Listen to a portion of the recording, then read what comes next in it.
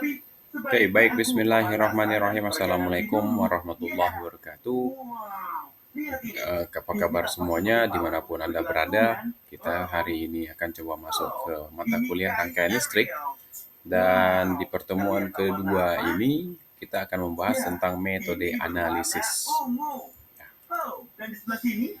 Nah, apa saja yang akan kita bahas di perkuliahan hari ini? Yang pertama yaitu pendahuluan dulu ya, dan review perkuliahan yang minggu lalu itu seperti apa.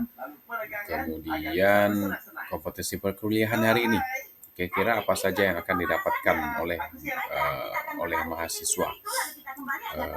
Capaian perkuliahannya apa saja? Dan di selanjutnya akan dibahas tentang metode pembelajaran. Ada banyak metodenya yang bisa kita terapkan. Akan saya paparkan di sini semuanya. Kemudian kita masuk ke materi hari ini. Ya. Materi hari ini adalah analisis mesh. Kemudian kita berikan latihan soal dan ada penutup. Kemudian ada beberapa tugas yang bisa dibawa oleh mahasiswa. Oke, jika diingat-ingat di perkuliahan minggu lalu, kita itu sudah membahas hukum Ohm. Ini hukum yang paling dasar sekali yang ada di rangkaian listrik. Bagaimana kaitan antara tegangan, arus dan tahanan. V sama dengan I dikali R. Kemudian kita juga sudah membahas hukum Kirchhoff. Maaf ya, tipe hukum Kirchhoff. Dan di hukum Kirchhoff kita juga sudah mempelajari ada dua hukum Kirchhoff, yaitu hukum Kirchhoff arus dan tegangan. Kemudian kita juga sudah membahas tentang metode nodal minggu lalu ya, berbeda dengan mesh yang akan kita pelajari hari ini. Metode nodal ini dia berbasis hukum Kirchhoff 1, hukum arus. Kompetensi perkuliahan untuk hari ini adalah sesuai dengan sub capaian pembelajaran mata kuliah, yaitu mahasiswa mampu mengaplikasikan hukum Ohm dan hukum Kirchhoff dalam teknik analisis mesh pada rangkaian linear. Nah, jadi kita fokusnya ke rangkaian mesh sekarang, analisis mesh. Ada beberapa metode pembelajaran. Yang pertama, saya akan coba paparkan materi inti, kemudian kita akan coba berdiskusi. Kemudian mahasiswa akan saya berikan contoh-contoh soal untuk dipresentasikan. Kemudian ada beberapa tugas terkait presentasi tersebut. Selanjutnya yang paling penting dalam pelajaran teknik itu tentu harus ada simulasi. Harus ada praktikum.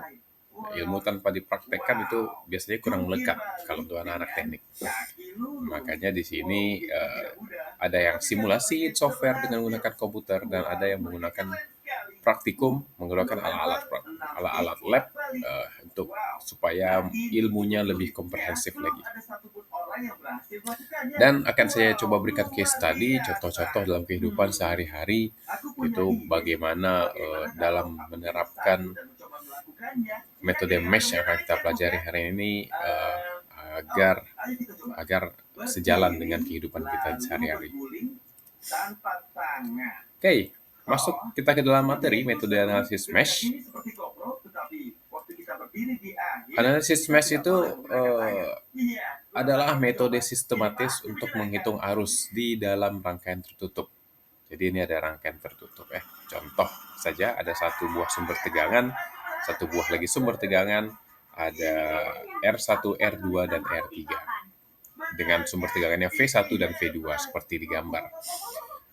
Metode mesh ini dia menggunakan loop atau mesh untuk menuliskan persamaan berdasarkan hukum tegangan Kirchhoff voltage law, hukum KVL. Berbeda dengan mesh yang sudah disampaikan sebelumnya, berbeda dengan nodal, dengan nodal yang sebelumnya dia menggunakan Kirchhoff current law. Bagaimana langkah pelaksanaan mesh ini? Yang pertama, identifikasi dulu loopnya. Ya, di sini ada dua buah loop. Kemudian tentukan arah arus di loop atau di mesh tersebut. Arah apakah mau sesuai arah jarum jam atau berlawanan arah jarum jam. Yang ketiga, terapkan hukum tegangan KVL, Kirchhoff Voltage Law.